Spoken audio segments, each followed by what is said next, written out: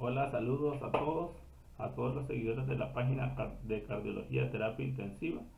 El día de hoy vamos a estar abordando un tema muy importante que es la disfunción del nodo sinusal. Mucho se habla sobre los trastornos del bloqueo auriculoventriculares, pero los, las enfermedades del nodo sinusal es poco conocido o poco diagnosticado. Así que considero que es muy importante este tema.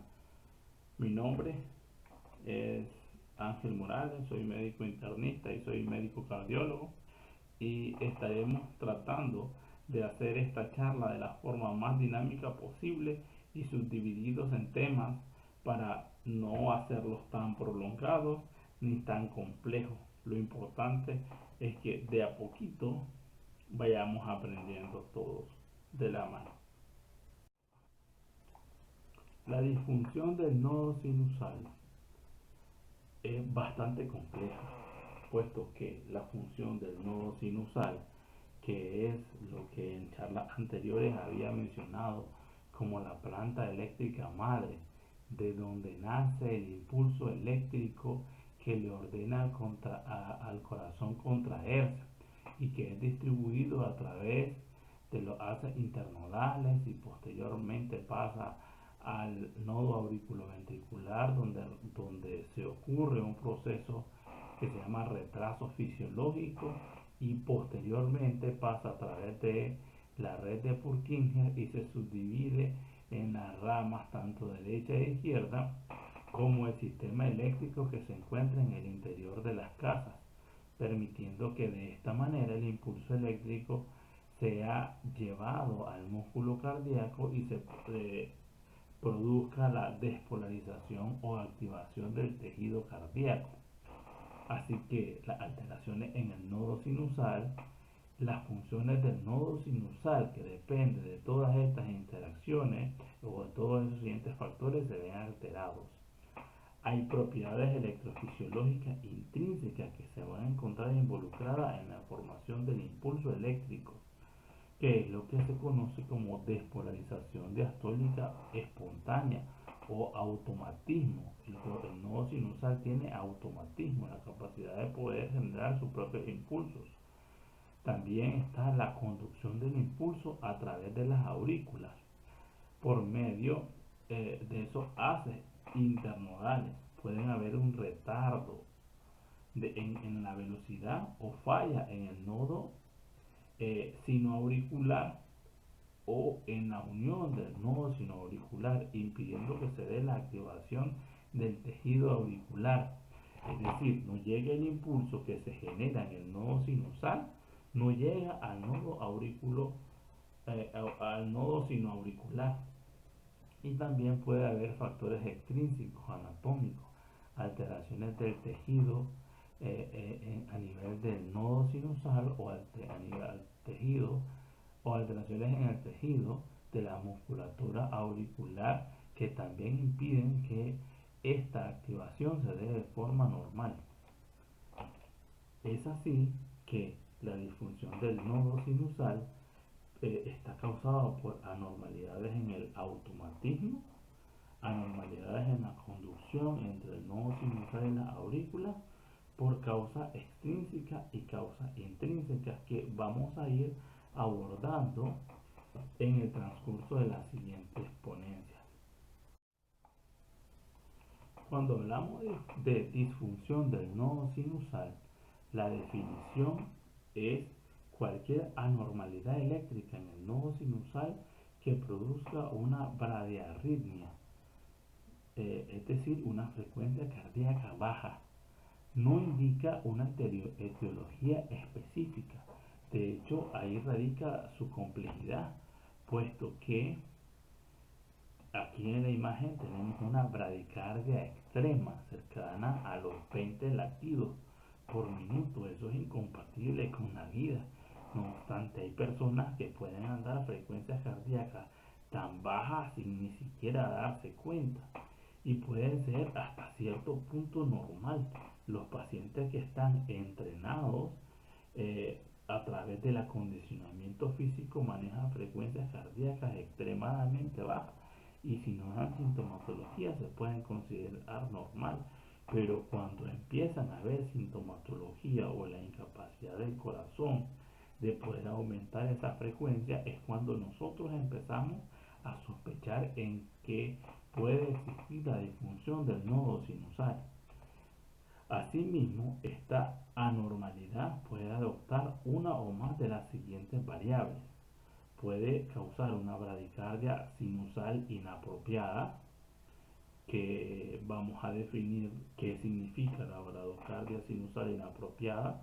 Puede haber una incompetencia cronotrópica, marcapasos migratorios a frecuencias lentas, bloqueos de salidas sinoauriculares y paro sinusal, así como bradicardia sinusal alternando con taquiarritmias auriculares. Esos pacientes que llegan a la consulta diciendo que de repente, de forma esporádica, sienten que la frecuencia cardíaca aumenta y que de repente se desacelera y no hay ninguna causa aparente que lo justifique. Nosotros hemos explicado que la frecuencia cardíaca normal en un paciente adulto y en reposo se encuentra entre 60 a 100 veces por minuto. Sin embargo, situaciones de estrés emocional o estrés físico puede conllevarse a que se presenten frecuencias cardíacas superiores a 100, pero no nunca mayores a 150. Asimismo, cuando el paciente se encuentra entrenado físicamente o se encuentra en situaciones de relajación o el sueño profundo, la frecuencia cardíaca puede disminuir a 40 y eso ser completamente fisiológico o considerarse normal. Bueno, pues puesto que la disfunción del nodo sinusal no puede ser valorada a través del electrocardiograma de superficie, ya que no registra directamente la activación del nodo sinusal. Y voy a pasar a explicar lo siguiente. Hemos explicado que la activación del tejido se llama despolarización o activación. Cuando el tejido auricular se activa o se despolariza, se va a inscribir en el electrocardiograma la onda conocida como la onda P. Pero, ¿cómo poder inferir en qué momento se dio o se inició esa activación? ¿Cuándo se activó ese nodo sinusal? ¿Cuándo apareció ese automatismo en el nodo sinusal? Eso no lo podemos determinar en el electrocardiograma de superficie, puesto que no se registra de una forma directa.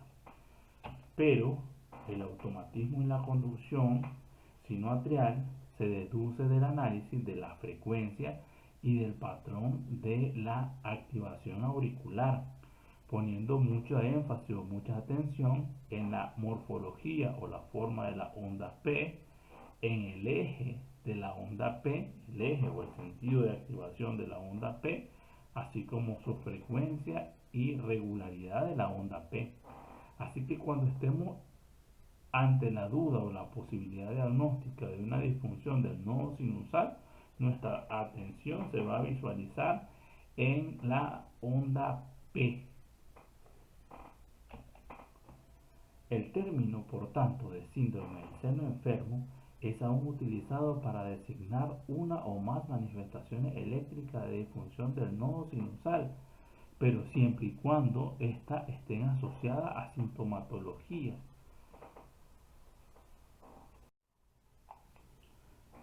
Asimismo, en la disfunción del nodo sinusal, el estudio histopatológico del nodo sinusal y el tejido auricular nos ha venido a permitir el descubrir cuáles son las posibles causas de estas alteraciones.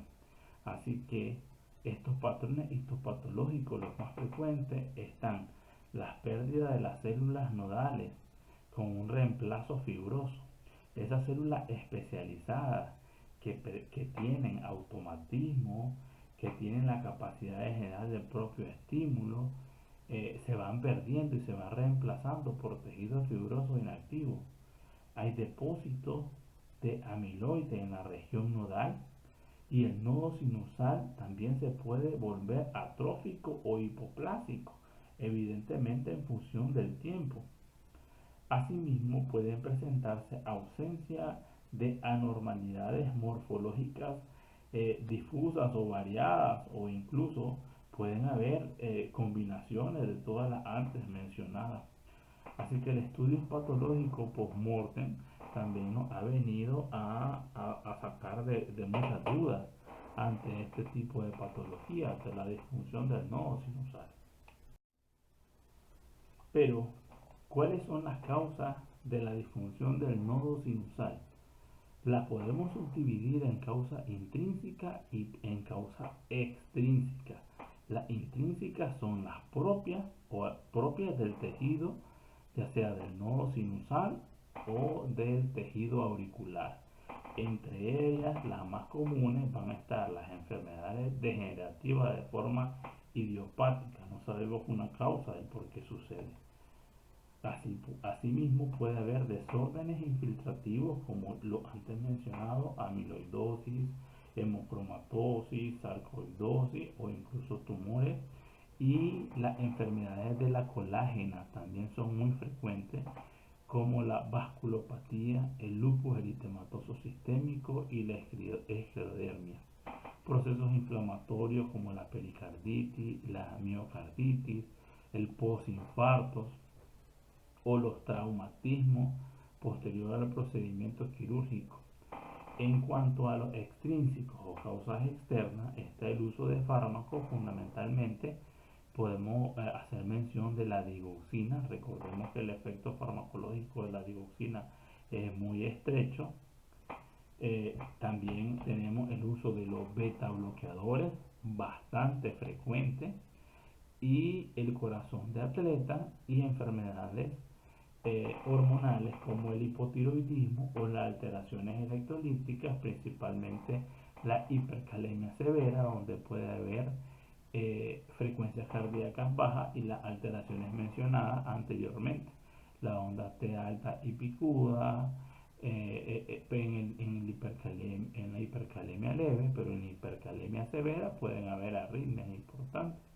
Entonces, todas esas enfermedades deben de sospecharse ante la presencia de disfunción del nodo sinusal e ir descartando las más frecuentes y no pensar en lo más raro. O sea, primeramente descartemos lo que más frecuentemente puede ocurrir y luego ir pensando en las menos frecuentes. Así que esta gráfica nos permite a nosotros vislumbrar un gran abanico de posibilidades de enfermedades que puedan estar causando una disfunción del nodo sinusal.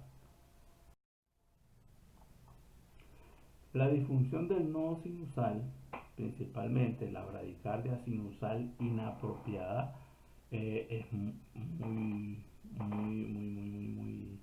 ¿cómo decirlo así?, muy diagnosticada de forma errónea. Se debe hacer el diagnóstico de este tipo de alteraciones a través de un holter de arritmia, fundamentalmente, y no necesariamente a través de un electrocardiograma de superficie. Recordemos lo que hemos mencionado en otras clases. El electrocardiograma de superficie lo que hace es visualizar los cambios eléctricos que estaban ocurriendo en el corazón en el instante en el cual se toma el electrocardiograma, no así el holter de arritmia, que permite la monitorización durante 24 horas, 48, 72 o incluso mayor tiempo del ritmo cardíaco, y nos permite visualizar con mayor eh, seguridad si existe o no este tipo de alteraciones. Pues bueno, ¿cómo se define la bradicardia sinusal inapropiada? La bradicardia sinusal se considera que es inapropiada cuando es persistente y la frecuencia no aumenta en forma apropiada con el ejercicio o en circunstancias fisiológicas que lo requieran, como por ejemplo la fiebre o la anemia. Yo explicaba que en situaciones normales, bajo situaciones de estrés emocional o físico, la frecuencia cardíaca puede aumentar. Si yo, por ejemplo, sufro un susto, digamos que voy por la calle y de repente no me percato, no veo a los dos lados, voy de frente y cuando me doy cuenta viene un camión encima de mí.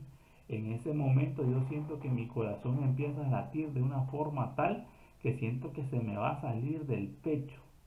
Entonces, eso es una reacción fisiológica completamente normal. Me está preparando a mí para la huida o para la defensa. Y yo o salgo corriendo o me quedo ahí estático sin saber qué hacer. Pero eso es una respuesta fisiológica normal. Está preparando a todos los músculos de mi cuerpo a salir corriendo. Hay casos en los que situaciones así emocionales, madres de talla baja y peso pequeño han levantado un carro pequeño cuando su hijo queda atrapado debajo del carro, le cae peso y dice, obtuve una fuerza sobrehumana. No es todo eso. Es lo complejo del cuerpo. Son todos esos cambios que ocurren, que pueden ocurrir en segundos y que se ven en juego situaciones fisiológicas, hormonales, sentimentales, emocionales.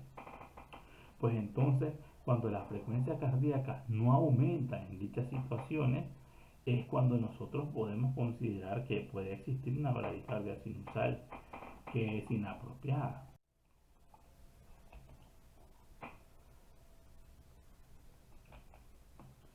La insuficiencia cronotrópica es otra forma de disfunción del nodo sinusal. Esto condiciona por una sensibilidad disminuida de la frecuencia cardíaca al aumento en el tono simpático durante el ejercicio. El paciente es incapaz de aumentar la frecuencia cardíaca al 85% de la frecuencia cardíaca esperada para su edad. Eso lo vemos muy frecuente en aquellos pacientes que se le hace una prueba de esfuerzo. Cuando el paciente se le hace una prueba de esfuerzo y no alcanza el 85% de la frecuencia cardíaca esperada para su edad, decimos que es una prueba de esfuerzo subóptima.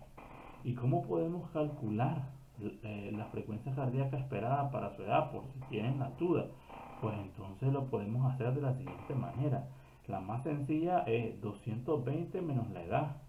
Por ejemplo, yo hago un cálculo acá de cuánto es mi frecuencia cardíaca máxima para mi edad. Yo tengo 220 menos 36 años, que es mi edad actual. Mi frecuencia cardíaca máxima son 184 latidos. Por 0.85%, el 85% de mi frecuencia cardíaca máxima son 156 latidos. Entonces, la incapacidad del paciente de poder alcanzar esa frecuencia, ese porcentual de 85% de la frecuencia cardíaca máxima, se considera una insuficiencia cronotrópica. Es así que la insuficiencia cronotrópica puede ser secundaria a disfunciones tanto intrínsecas del nodo sinusal, alteraciones o cambios en las células del nodo sinusal o por células amiloides o por disfunción de los factores extrínsecos.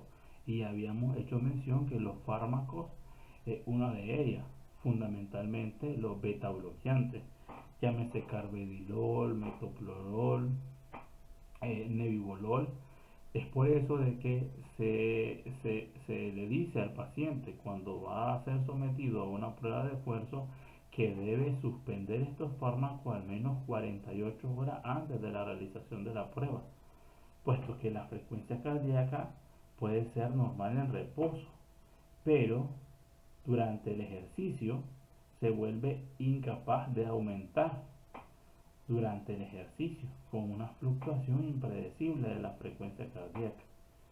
Esto puede ser evaluado en los diferentes protocolos de las pruebas de esfuerzo, tanto de Naughton, Bell, Ellison, etc.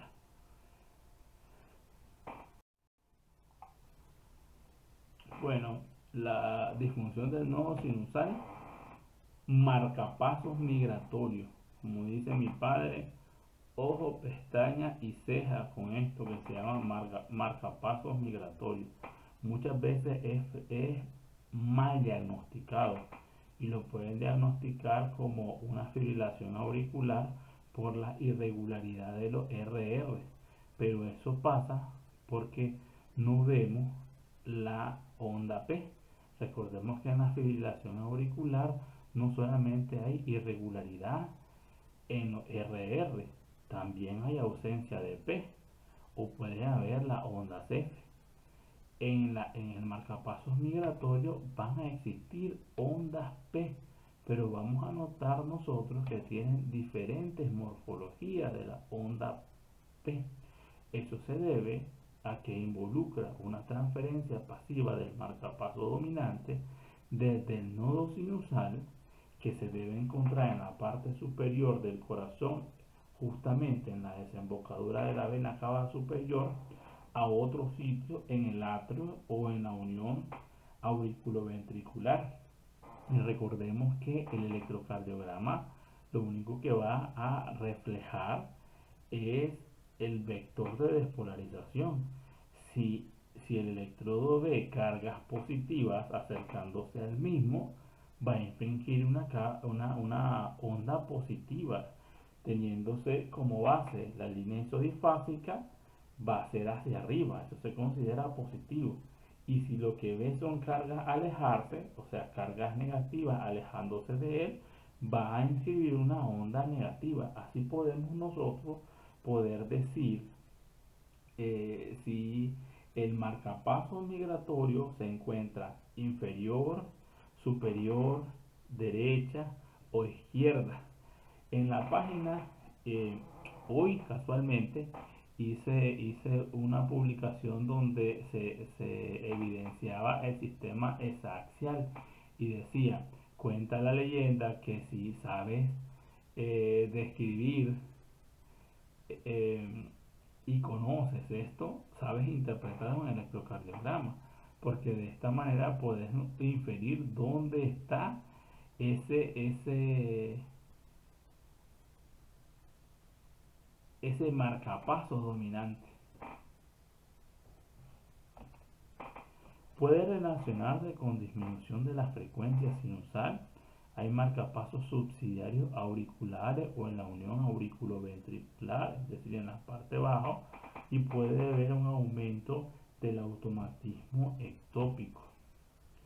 En jóvenes puede ser expresión de vagotonía y en personas mayores puede ser una manifestación de alteraciones estructurales del nodo sinusal.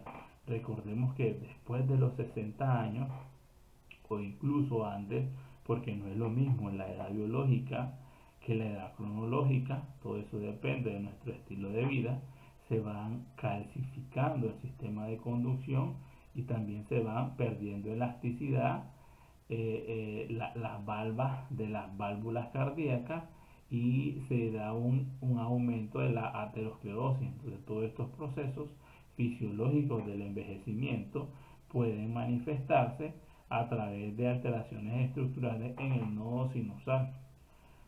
Cuando tenemos tres morfologías de la onda P, estamos ante la presencia de una taquicardia auricular, no solamente un marcapaso migratorio. Pero tratemos de explicar un poco mejor el marcapaso migratorio. Pues bueno, en el electrocardiograma de superficie muestra que la morfología de la onda P no son uniformes, no son iguales la onda P. Y tenemos que prestar atención en los intervalos PP, de dónde inicia una onda P y dónde inicia la otra onda P. Y también los intervalos RR, donde inicia una R y donde vuelve a iniciar la otra R. Y vamos a ver que estos intervalos son variables. Por ejemplo, en la primera gráfica, en la gráfica superior, podemos ver que hay diferentes ondas P. Díganme ustedes, ¿acaso son iguales? Son iguales en amplitud, algunas son más puntiagudas, algunas son incluso bifásicas, tienen las características típicas de las ondas P mitrales y otras son negativas, entonces tienen diferentes ondas P. Eso hace que los RR también sean de forma irregular. Y ahora hablemos de los intervalos PP. Los intervalos PR son variables y a veces se acortan y se alargan de manera cíclica. Así que miremos, por ejemplo, el primer RR es más corto, el segundo es más largo y el tercero vuelve a ser más corto. ¿Y qué pasa con los intervalos PP? El primer intervalo PP es más corto, el segundo es más largo y el tercero vuelve a ser más largo. Así que podemos identificar que hay alteraciones en los intervalos PP y RR. Estos son por tanto variables. Si estamos ante la presencia de eso, no es una fibrilación auricular porque existe P. Lo que hay es un marcapasos migratorio. O podemos estar ante la presencia de una taquicardia atrial cuando hay más de 3 morfologías de onda P presentes en una misma en un mismo electrocardiograma. Y ahí es muy importante el llamado D2 largo para poder identificar estas variables. Y dice que aquel que no usa el compás para medir no sabe leer el electrocardiograma. Vos debes de tener un compás. Y si no tenés un compás, pues usas el compás de los pobres, que es una hoja la doblar y marcar de aquí a aquí. Pues no, aquí no se necesita tener un compás de estos sofisticados que son carísimos. Lo que se necesita es tener la voluntad de tratar de hacer las cosas lo mejor posible en base a las posibilidades que tenés a tu mano. Pero no hay justificante para no hacer las cosas bien. Entonces, ya para resumir un poco sobre los bloqueos sinoatriales, este es una gráfica donde se evidencian las 4 cavidades del corazón, que son las aurículas, que son las superiores, los ventrículos, que son los inferiores. Las aurículas son cebadoras, se encargan de recibir la sangre. La aurícula derecha se encarga de recibir la sangre que ya ha aportado los nutrientes originales que vienen de la cabeza a través de la vena cava superior, así como de la vena cava inferior a la aurícula derecha. De ahí pasa a través de la tricúspide al ventrículo derecho, y del ventrículo derecho esa sangre desoxigenada pasa a oxigenarse a los pulmones y regresa a través de las venas pulmonares ya rica en nutrientes a la aurícula izquierda, de donde pasa a través de la válvula mitral al ventrículo izquierdo, y este señor, que tiende a ser más grueso que el ventrículo derecho porque este señor enfrenta mayor carga de presión, se contrae para poder vencer la resistencia que le genera la aorta y es eyectada al resto de toda la economía. Pero el bloqueo, cuando ya cayendo un poco más o más centrándonos en los bloqueos sinoatriales, el impulso sinusal no es conducido o es conducido con retraso hacia la aurícula a través de la unión sinoatrial. ¿A dónde está eso? Ahí está el problema. O sea, el nodo sinusal puede ser que esté generando el impulso, que le esté ordenando al corazón contraerse, pero no está llegando al nodo auriculoventricular por razones intrínsecas o razones extrínsecas anteriormente mencionadas. O la unión sinoatrial en la región situada entre el nodo sinusal y el miocardio atrial circundante. Por su severidad, la disfunción del nodo sinusal se puede clasificar en bloqueo sinoatrial de primer grado, en el cual lo que va a haber es un retraso en la despolarización. En un bloqueo sinoatrial de segundo grado, este señor va a ser intermitente, y el bloqueo sinoatrial de tercer grado o totalmente completo. Es muy similar a la clasificación de los bloqueos auriculoventriculares, que son de primer grado. Ahora hay segundo grado avanzado, 2 a 1, y, los bloqueos auriculoventriculares de tercer grado. Pero esta vez recordemos que estamos hablando de los bloqueos sinoatriales, no de los bloqueos auriculoventriculares, porque nuestro fin en esta charla es dar a conocer a ustedes que también existen los bloqueos sinoatriales y no únicamente los bloqueos auriculoventriculares. Pues bien, queridos amigos, muchísimas gracias por su tiempo. Soy el doctor Ángel Morales Linarte, cardiólogo y médico internista de acá, de la ciudad de Managua, Nicaragua, formado en la Escuela Mexicana de Cardiología. Hasta acá vamos a dejar esta clase para no hacerla tan larga y para tratar de explicarla de la forma más sencilla posible. Por favor, los invito a suscribirse a la página de Cardiología Terapia Intensiva en todas las redes sociales que tenemos. Estamos en Facebook, estamos en YouTube, estamos en Instagram. Y por favor, fundamentalmente, los invito a que compartan la información. Les reitero, el conocimiento es para compartirse, no es para quedarse. Necesitamos mantener la educación médica continua. Eso es lo que nosotros estamos tratando de promover en esta página, el conocimiento continuo. Espero recomendaciones siempre y cuando estas sean positivas. Espero que podamos ir mejorando gradualmente. Y les recuerdo que esta charla está basada en aquel curso de electrocardiografía que no es proporcionado a los residentes de cardiología en el Hospital General de México por el doctor Javier González Maciel, pues un brillante hemodinamista y del cual tengo su autorización para las modificaciones de las clases, las reproducciones de las mismas y mi total agradecimiento hacia su persona, su reconocimiento y honor a quien honor merece. Muchas gracias.